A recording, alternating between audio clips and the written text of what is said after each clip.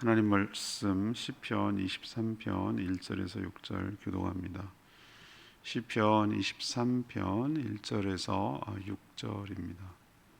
오늘은 11월 19일 금요일 아침입니다. 11월 19일 자음은 시편 23편 1절에서 6절, 구약성경 818쪽입니다. 여호와는 나의 목자시니 내게 부족함이 없으리로다.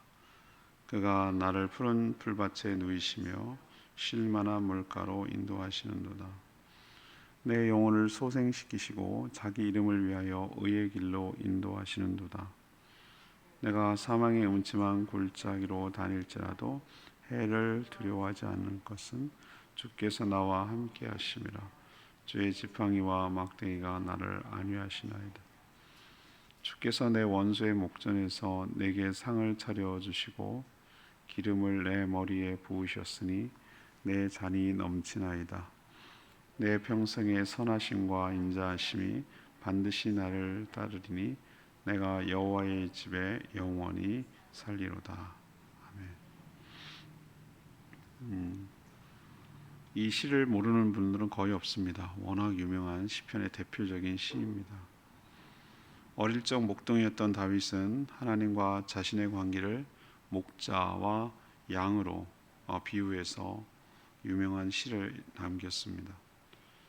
하나님을 두고 부족함이 없는 목자시라고 고백합니다. 그가 푸른 풀밭 쉴 만한 물가로 인도하십니다. 자신의 영혼을 소생시키며 의의 길로 인도하십니다. 어떠한 위험한 상황 속에서도 지켜주시며 자신의 원수를 대신 갚아주십니다. 이 하나님의 선하심, 인자하심이 한 번이 아니라 평생 동안 따를 것이며 자신은 주의 집에 거할 것이라고 고백하는 내용이 이 시편 23편입니다. 오늘 질문은 하나님이 부족함 없는 목자인 이유는 무엇입니까? 하나님이 부족함 없는 목자인 이유는 무엇입니까? 이것이 오늘 질문입니다. 먼저 첫 번째 1절에서 3절까지 말씀, 나를 인도하시기 때문입니다. 목자 경험이 있던 다윗에게 하나님은 자신의 목자였습니다. 그것도 부족함이 없게 하는 그런 목자였습니다.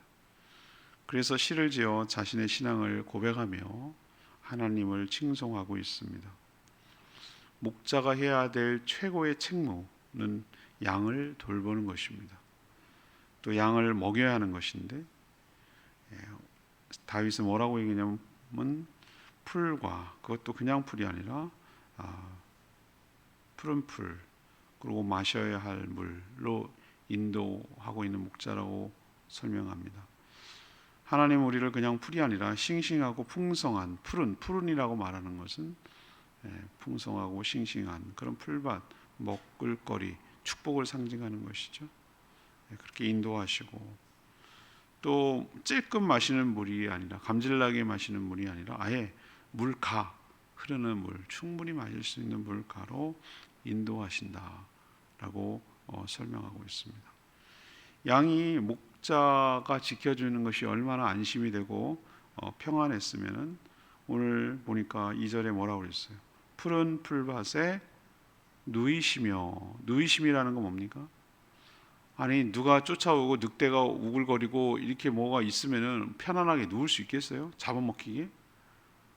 그렇죠? 네. 그렇지만 얼마나 안심이 됐으면 평안하게 눕고 쉴 수가 있을까? 또 하나님은 우리의 영혼을 다시 소생시키십니다. 의의 길로 인도하십니다. 이건 전부 다 무엇과 관련 있는 것이죠? 구원과 관련 있는 말씀이에요. 근데 왜 이렇게 하실까? 왜 우리 영혼을 소생시키고 또 의의 길로 인도하실까? 3절 이런 표현이 있어요. 내 영혼을 소생시키고 자기 이름을 위하여. 그래서 자기 이름을 위하여, 자신의 이름을 위해서 이렇게 하신다고 말해요. 그럼 얼핏 생각하면 명예와 자기가 이름을 더 돋보이게 하고 더 칭송을 받고 자기가 더 드러나게 하고 이름이 널리 알려지고, 그 본인의 그런 것 때문에 이렇게 하시는 걸까? 아니에요. 하나님은 이런 거 아니어도 충분히 큰 명예를 더 얻을 만큼 그럴 필요가 없을 만큼 이미 영광스러운 분인 줄로 믿습니다. 그럼 왜 이렇게 하시냐? 자기의 이름을 위하여라고 얘기하는 것은 너희들을 영혼을 소생시키고 의의 길로 인도하시는 것을 자신의 이름을 걸고라는 거예요. 더 이상 높아질 데가 없어요. 그분은 최고로 높으신 분이에요. 근데 자신의 이름을 위하여라고 말하는 것은 자기의 명예를 걸고 자기 이름을 걸고 자신을 걸고 반드시 이렇게 이행하시겠다, 구원하시겠다, 그것을 이렇게 표현하는 것이에요. 그래서 다윗의 고백처럼 하나님은 나의 선하신 목자, 좋은 목자인 줄로 믿습니다. 두 번째, 하나님이 나의 좋은 목자, 부족함이 없는 목자인 이유는 뭐냐? 4절에 나와요. 4절에 있는 말씀처럼 나를 지켜주시는 분이기 때문입니다.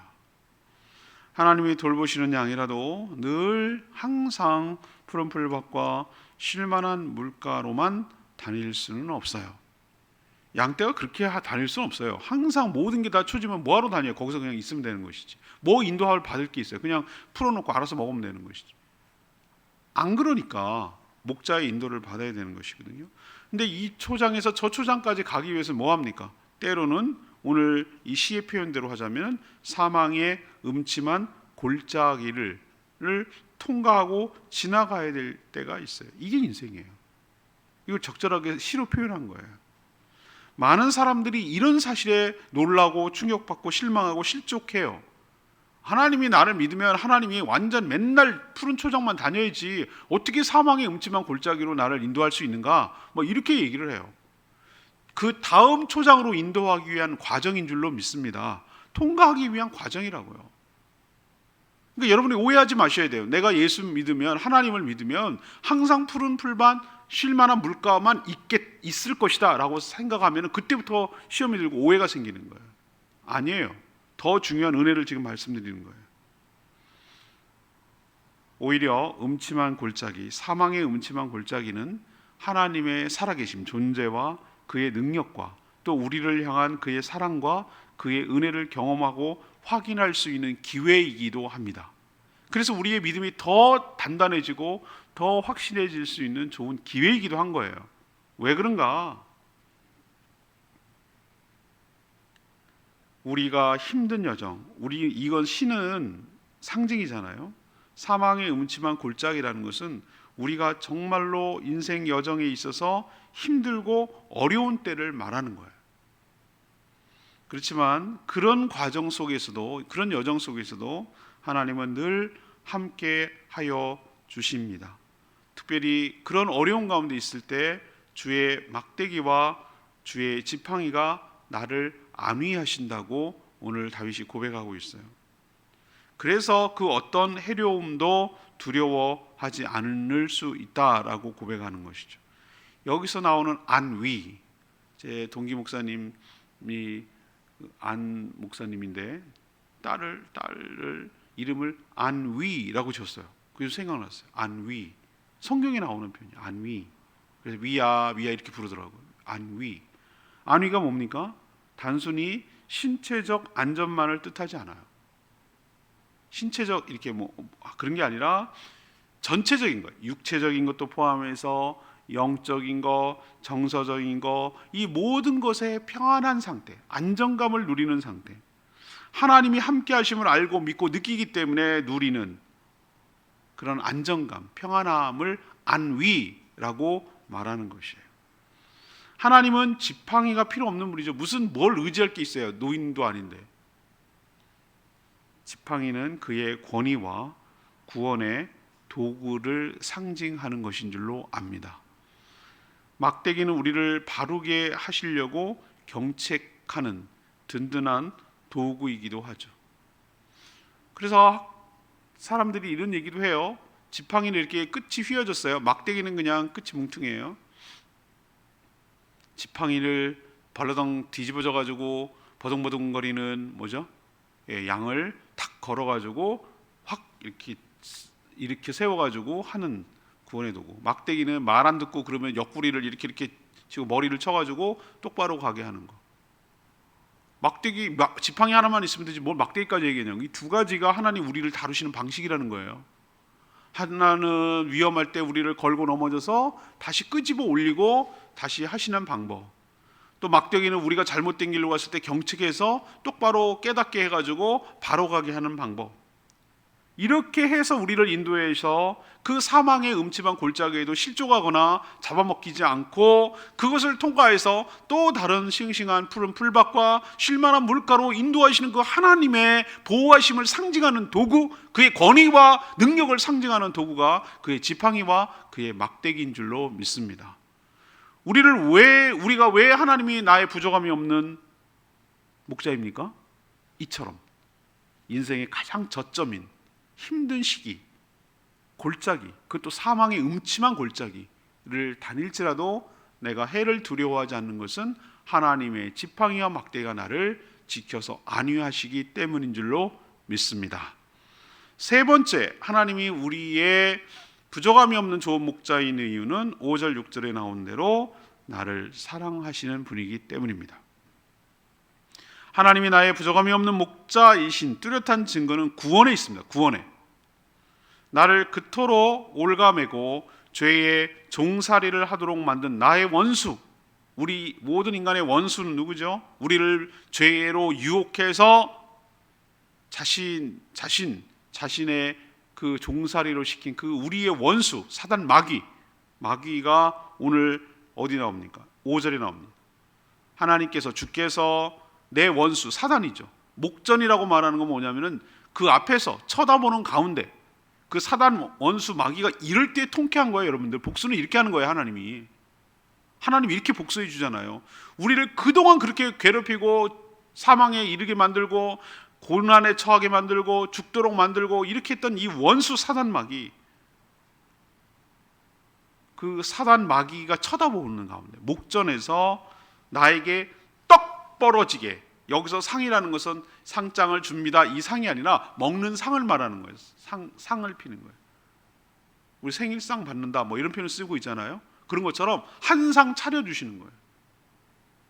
보란 듯이. 이거 일부러 하는 거예요.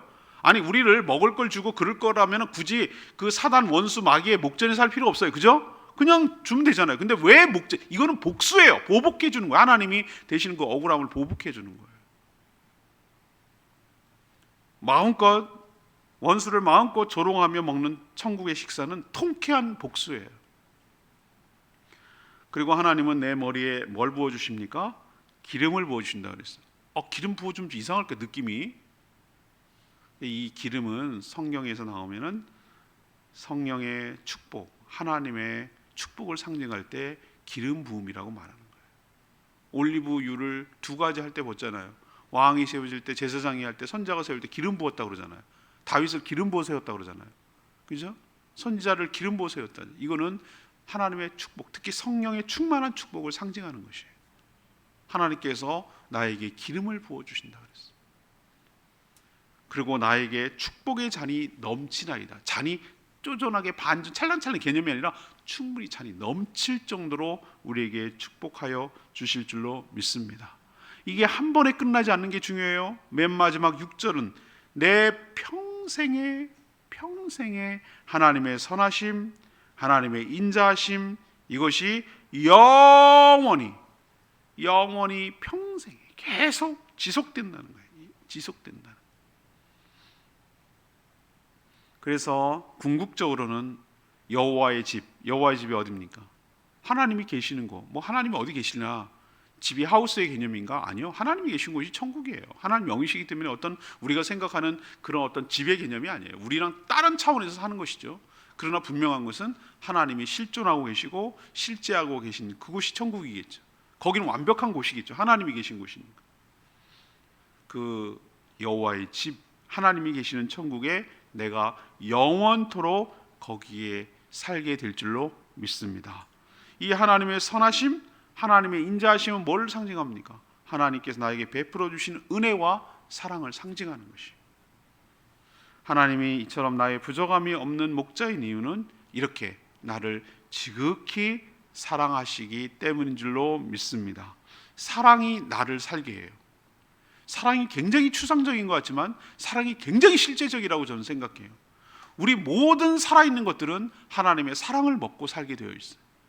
모든 자녀들, 모든 피조물들, 모든 동물들, 모든 살아있는 것들은 하나님의 사랑을 먹고 살아가는 것이에요.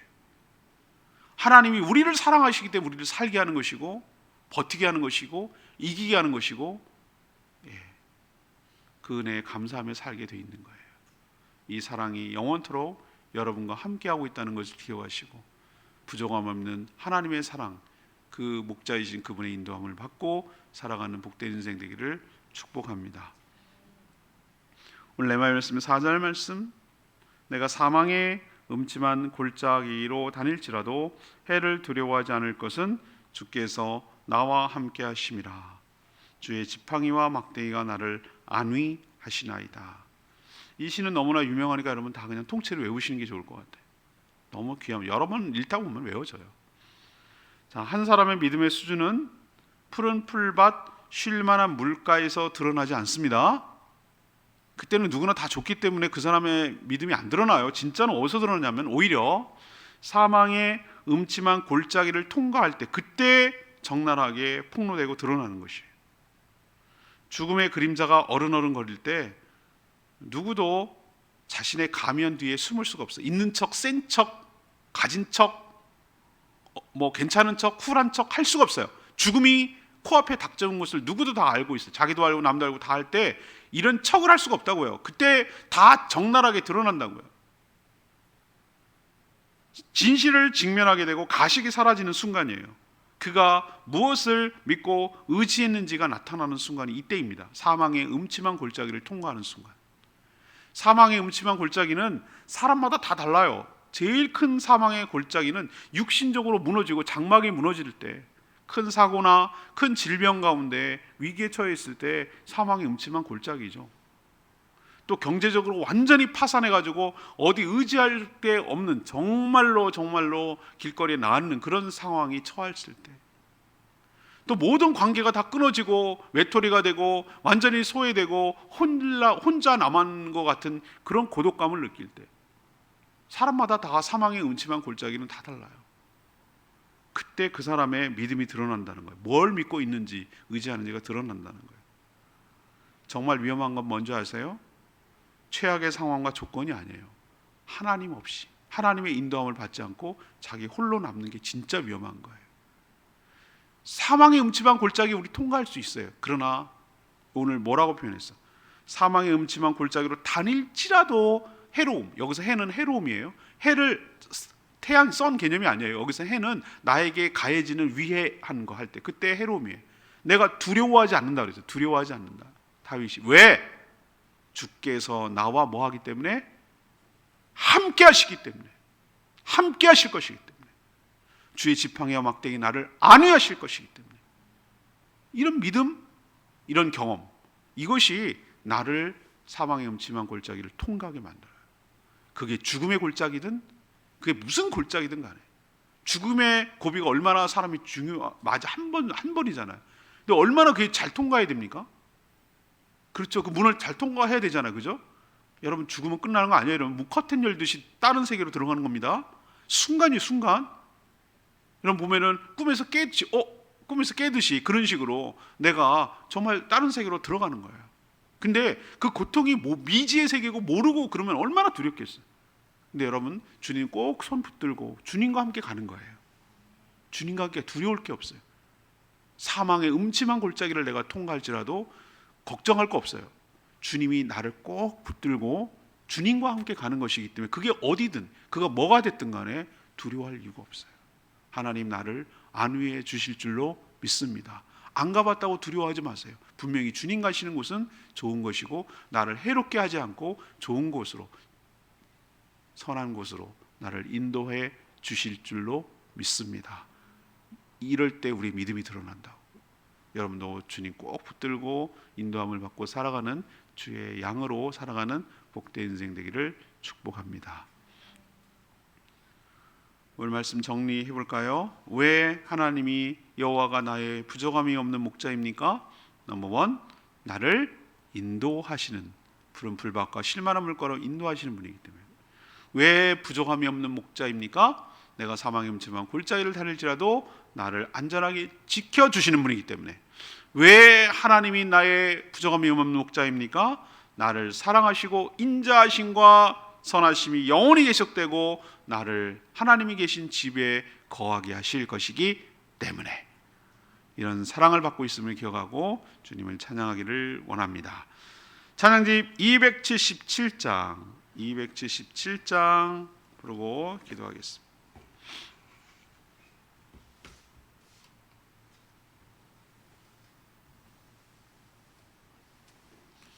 찬양집 277장 선하신 목자 찬양합니다.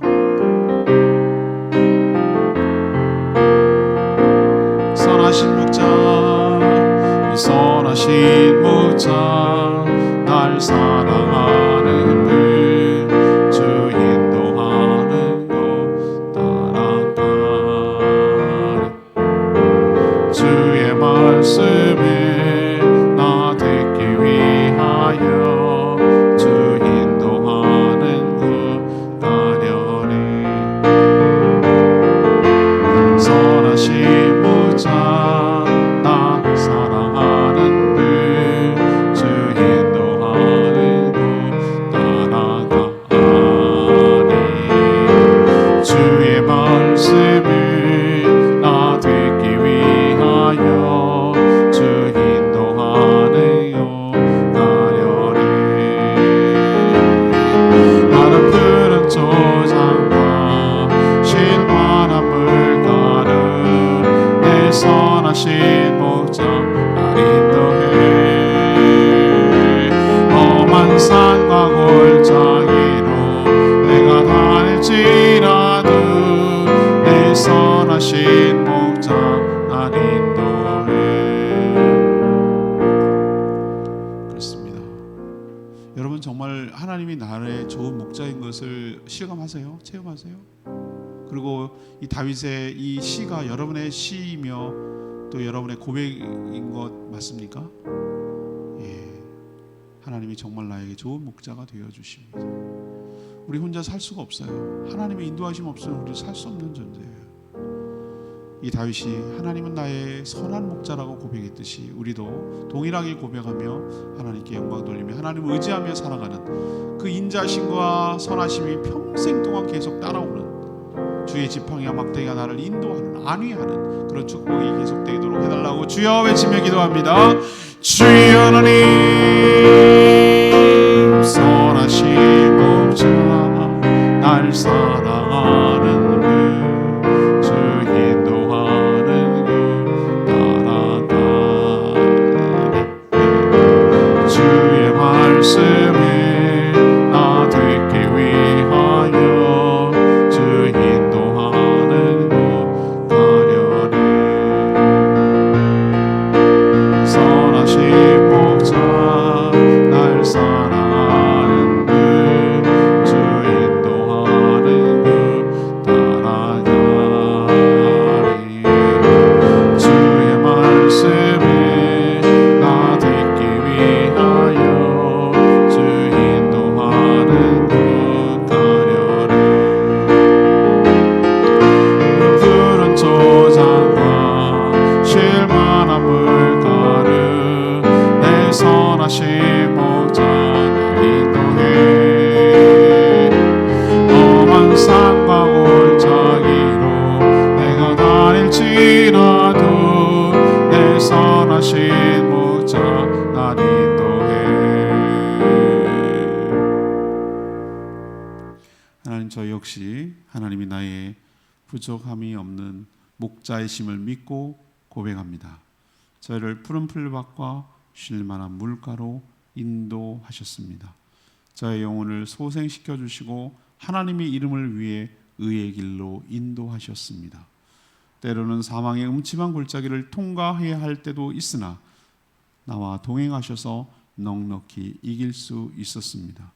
나를 괴롭히며 힘들게 했던 그 원수 사단 마귀를 결박시키시고 그 앞에서 상을 베풀어 주실 줄 믿습니다.